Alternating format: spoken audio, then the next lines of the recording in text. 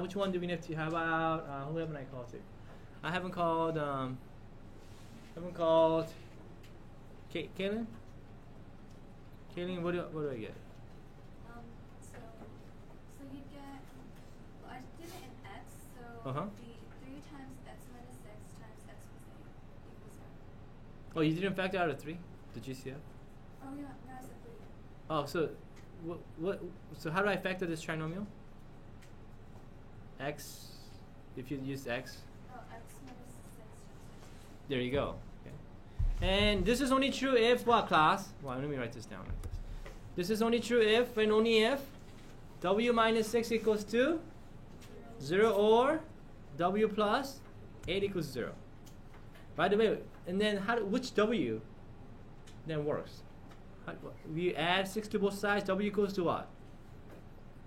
6. You then subtract 8 from both sides, w equals to negative 8. How come I put a big red X mark on negative 8? Yes, sir. I forgot the GCF of 3. Well, I divided both sides by 3 before I did all this work, so it doesn't really matter. That 3 has nothing to do. Right? It doesn't really affect my answer, does it? So yeah, why did I put a big X through this? By the way, Gianni. Because the length of something can't be Yeah, length of something can't be negative. So I dropped that one. So if the length is, the width is 6, how do you figure out the length?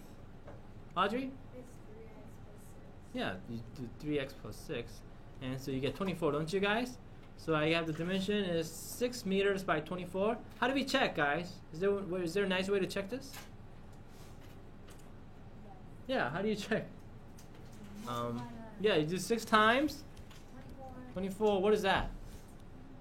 144. Yeah, it better come out to be 144 meters square, right? Any question? The dimension. Are we good? Yes. Okay, no. Okay. Are you sure?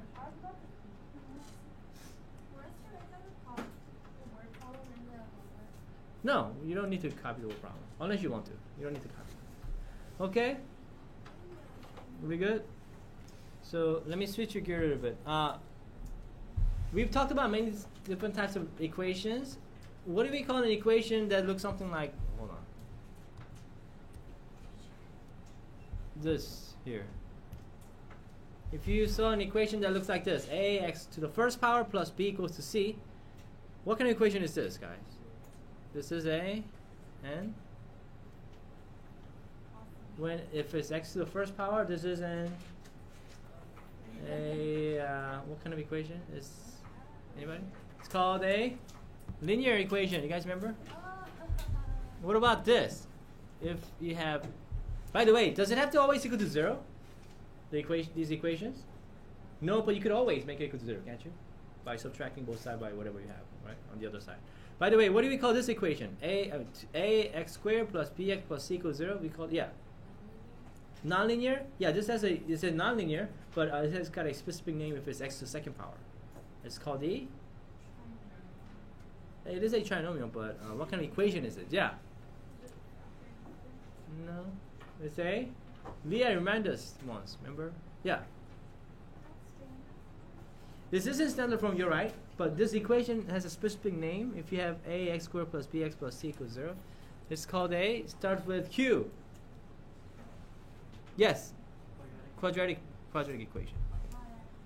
What if I have q x to the third power? Oh, oops. It's called, you're right, cubic equation. We don't get that too many times, but just in case. I just want you, because we've been talking about what sort of equations do we have and so forth, And unless it's a linear equation, all the rest of these other equations, only way we know how to solve these are using zero product property, right? Making it equal to 0 and then try to hope to factor the left side. Okay. Right? Does that make sense? Anyway, I just wanted to, go over that. Okay? Are we good? Yeah. All right. Let me show you this. Let me show you this formula, by the way. Have you ever seen this formula before? Let me try to hide one. No?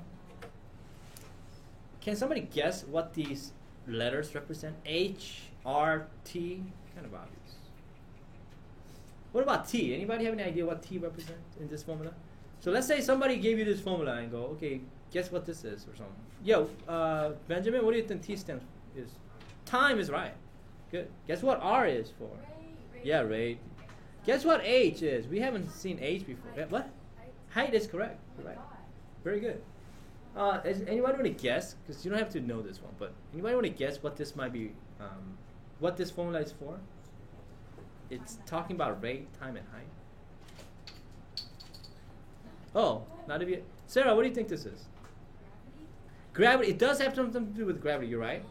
Yeah. So maybe it's like an equation for like if you throw something, how far it will go, or like. That's right. And since we're talking about h, guess what? Is it going to be how far it goes in terms of how high something goes up? So if you were to throw something up in the air, right, with some kind of speed, obviously, if the speed is like faster than the other, it's going to go a lot higher, right? So if you throw something up in the air, here, see, I'm throwing something up in the air, right? How it tells you the height of that object in terms of what? The rate and the time, right? The height of the object will be different, right? Depending on what kind of rate you throw this object into, up in the air, and how long, right? At a certain time, it tells you like at time 1 second, how long will the object be up in the air and so forth. It will tell you that, right? By the way, I have a very similar formula on the right side. Do you see how it's exactly the same except instead of 4.9, I have 16? Can somebody guess what the other formula is for? It's actually kind of same thing, but why do we have one of them 4.9, the other 16? Anybody want to guess? They're both formula for an object up in the air, how high an object will be if you have some rate, and at a certain time, it tells you the height of the object. Yeah. Is what? Velocity? That's the rate, velocity of the object. But why do we have one of them 4.9, the other 16? Anybody want to guess? It's something it's because something silly. It's not something hard or anything. You want me to just tell you what it is? All it is the height. If it's in meters, you use 4.9. If the height is in feet, you use 16. That's the only difference. Okay. So, and then the rate is in terms of meters per second, and both of the equations. I mean, both of the formulas. The time is both seconds. The rate, obviously, the other one is feet per second instead of meter per second. That's the only difference. Okay. So when you use this formula, if the question is if the height is in meters, you want to use the one on the left. If the height is in feet or something like that, then you want to use the one on the right. And notice it's per seconds, not per minutes or for hours. If it is, then the formula will change. So the rate is meter per second for one on the left. The rate for the other one is feet per second. That's the only difference. Does that make sense? Why do you suppose I'm giving you this formula for? Yeah, Sarah? You're going to use it actually right now. Okay, so let me give you a problem. Here you go. So this problem is kind of interesting. So an arrow is shot upward with an initial speed. That's what the rate is, initial speed, okay, of 34.3 meters per second. When will it be at a height of 49 meters is the question. And they even give you the formula. You don't have to memorize this formula. They give it to you. Sometimes they give you both of them, so you have to choose the right one. As you can see, since we were talking about in terms of meters per second, we have to use the one on the left, right? The one with the 4.9. Okay. So write that down. Like I said, don't worry about this formula. They give it to you, okay?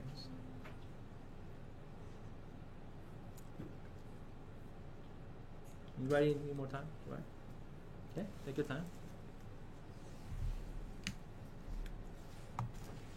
So of course, whenever you have word problems, you do 5-step plan. What's our unknown? Raise your hand if you think you know. One person knows? Come on, what's there should be more. Yes, bet. Time. What kind of time? Yeah, it's time when the arrow will reach at 49 meters, right? So which variable should we use? t for time, right? So let t be how long it'll take to reach 49 meters, right?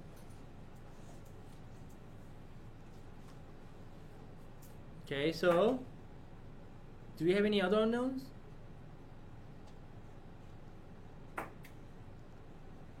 Do we? Do we know what height we want this to be at? Yeah, they told us 49, right? What about the rate? Did they tell us the rate? Yeah, so guess what? All we have to then do is step 3, write an equation. Can somebody tell me how to write an equation for this one? One person? 2? They gave us everything else, right? We just don't know. 3? Ryan, tell me. 49 equals 34.3 times t minus 4.9. That's right. You just basically plug it in. That's what I got. It looks really hard right at this point, doesn't it?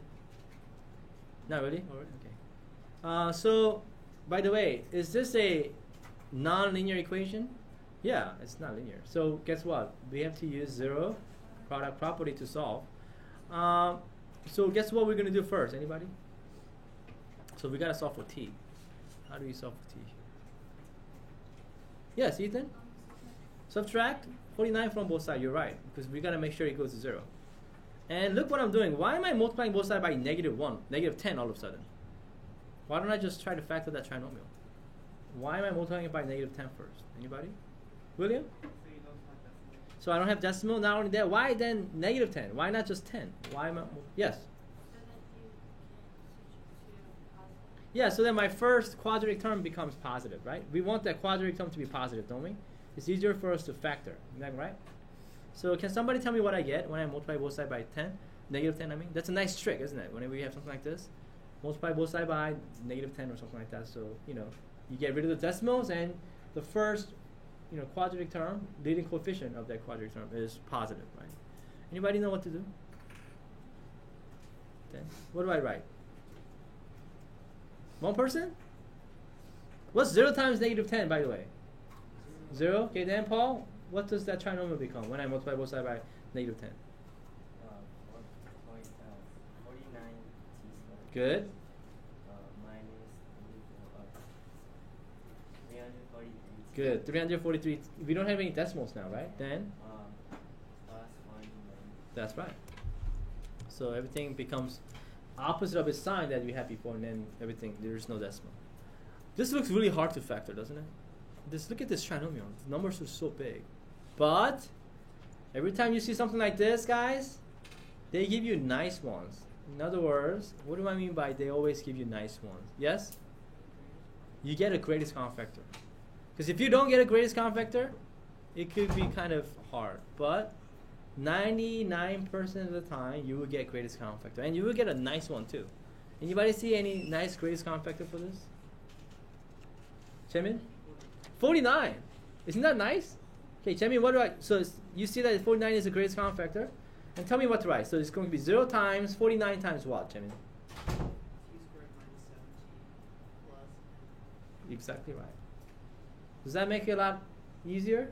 And of course, 49 is a constant number. There is no variables or anything like that. So guess what we're going to do to get rid of that? Since the whole equation equals 0, divide both sides by 49. Just get rid of that. I don't want to keep writing. And now look how nice this equation turns into. Do you think you could factor this equation? Go ahead, everybody try. And go ahead, tell me the solution for this. I'll give you some time.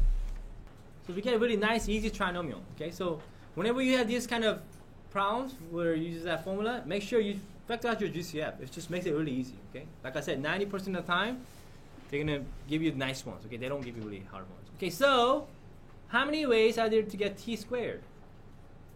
T times t, right? How many ways are there to get 10? Well, 1, 10, 2, 5. That's it. Which one works? So that you get -7 in the middle. Anybody? Raise your hand. Yeah, t times 0 equals 2. T minus 5 times t minus 2. This is only true if what? If and only if t minus 5 equals 0 or t minus 2 is equal to 0. In other words, when t is equal to when? 5 or 2. That's weird. How come we got 2 solutions? In other words, shouldn't we just get one solution, one answer?